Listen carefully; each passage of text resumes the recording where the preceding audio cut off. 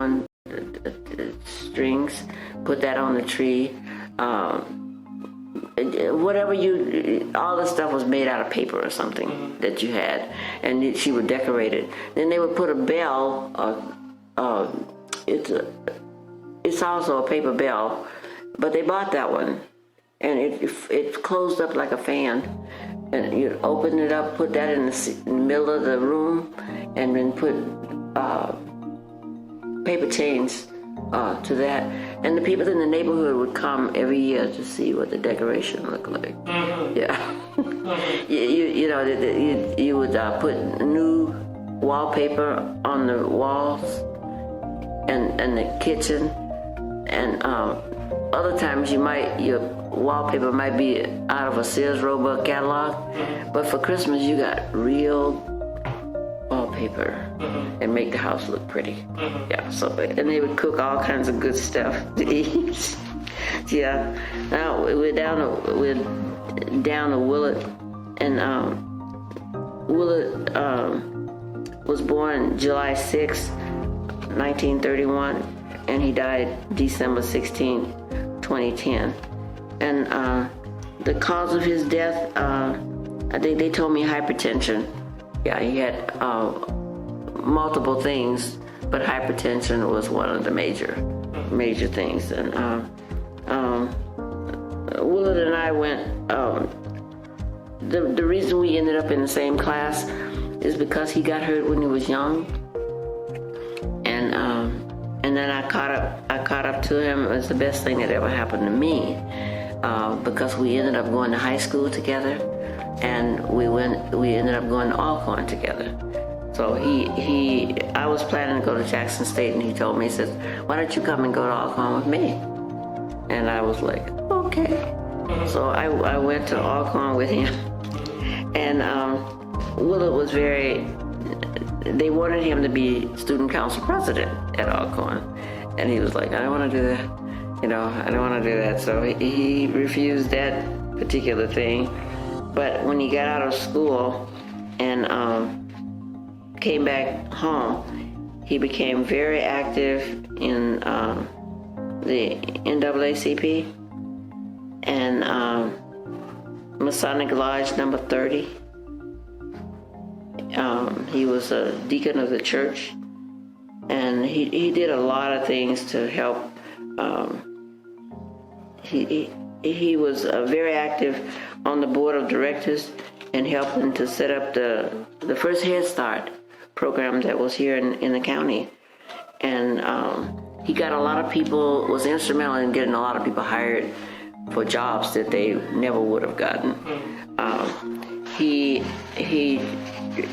I wasn't here at the time, but working with the NAACP, they ran into a lot of issues because of segregation.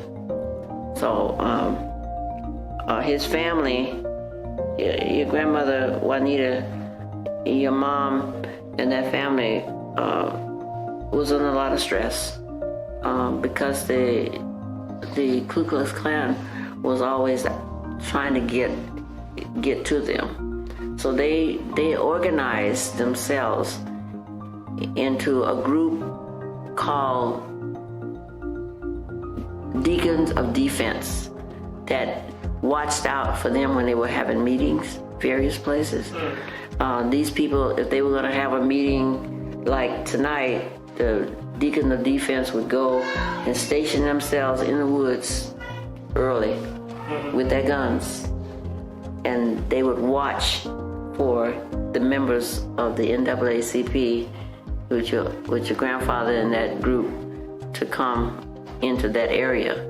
Now the Ku Klux Klan knew that they were having this meeting, but they were afraid to go in the area because they didn't know where the men were. That was, the Deacon of Defense were. Okay. So I asked him, I said, I asked him about the family at home, and was there anybody looking after them?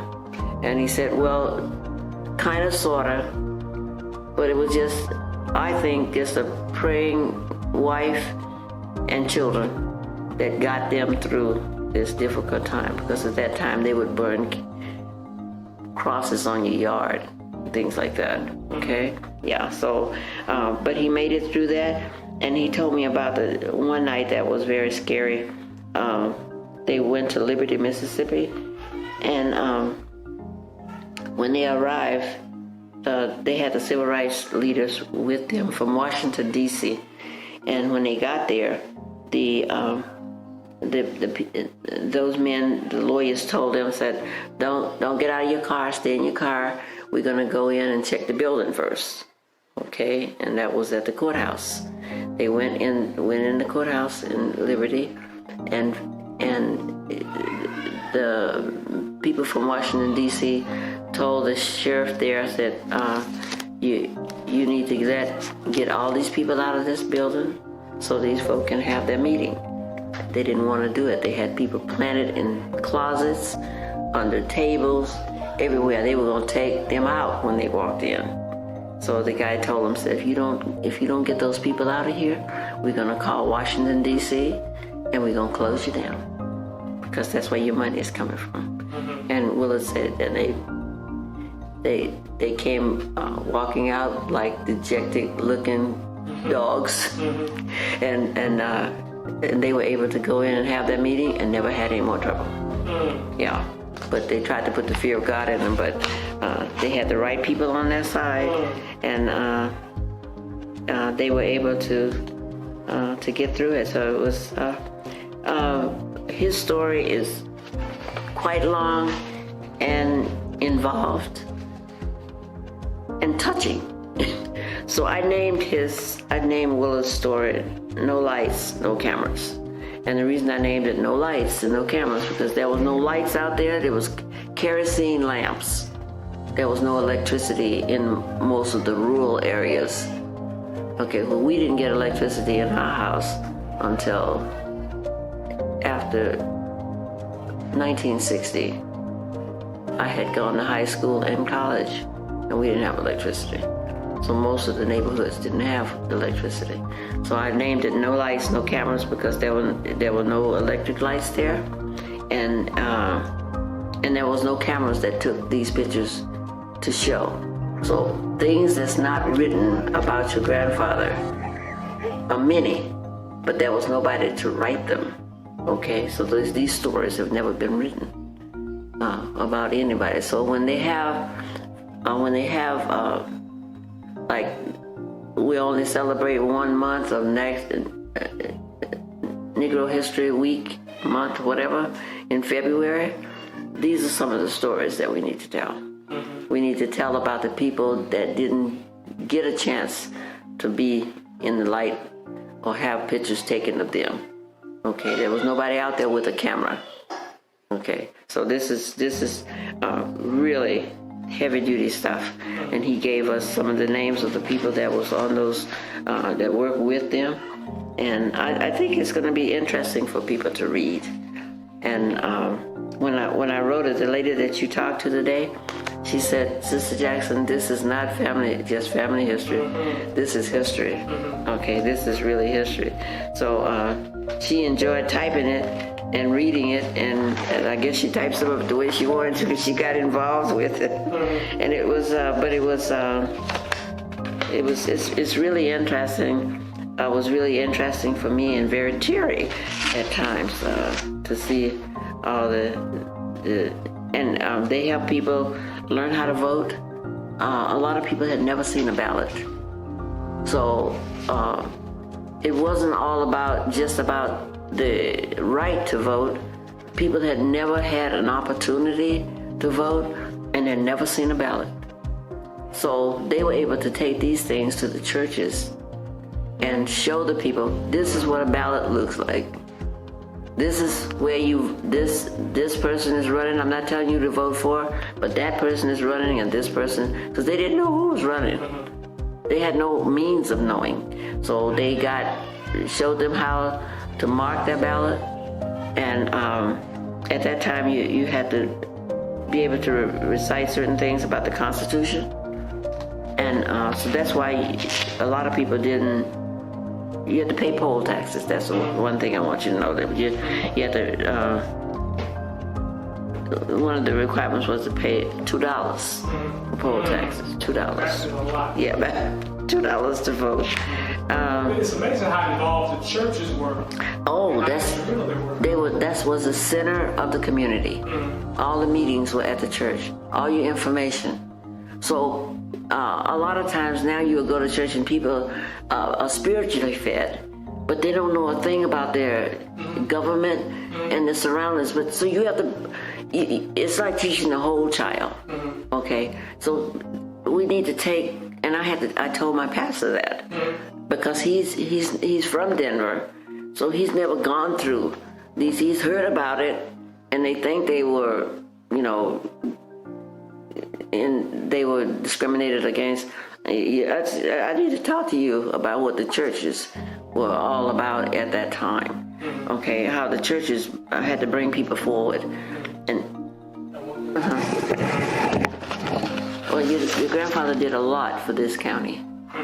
Like Thomas, they did a lot for the county. And I hope somebody is going to pick up the slack and move forward. It's not going to be easy, but it's got to be done. Yeah. Don't go too far away. Keep coming back home. Our family was very involved in the civil rights movement. My mom, they would come out on Saturdays and march. This is what we knew. And that's how your grandfather got so involved with these things. Sometimes they had to go through organizations, but they learned how to do this. It's amazing. It's amazing what they knew how to do. And like I said, my mom had an 8th grade education, and people say her abilities in learning was beyond a college degree. Just good common sense, knowing how to interact with people, had good people skills, and joined all the different organizations and different stuff. And that was a motivator for your grandmother, for Juanita. Juanita walked in her footsteps and helped to groom. My mom helped groom her. So when she and Willard got married and she stayed with my mother, it was a godsend for both of them. Okay, yeah. So it's amazing. And Juanita would tell you, that my mom got her involved in stuff. Yeah. And everybody got their own thing. This is not taking anything away from my birth or anything, but my mom was involved in those things. Yeah. So some communities were involved, others weren't, like it is today. Yeah. So this is it's an eye opener.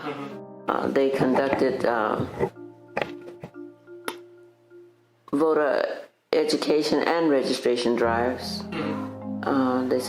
He said they would go out into the community and bring people into the courthouse, get them registered, and teach them how to vote. That's a big 10 for. Yeah. Transportation was very scarce, as we know. So many times people had to provide transportation for the people. They didn't have cars, 2 cars in a family. You were lucky if you had a car. So Norman Sturgis had a truck, and he would take a load to town and come back and get another load until he got everybody in the neighborhood to where they needed to go. And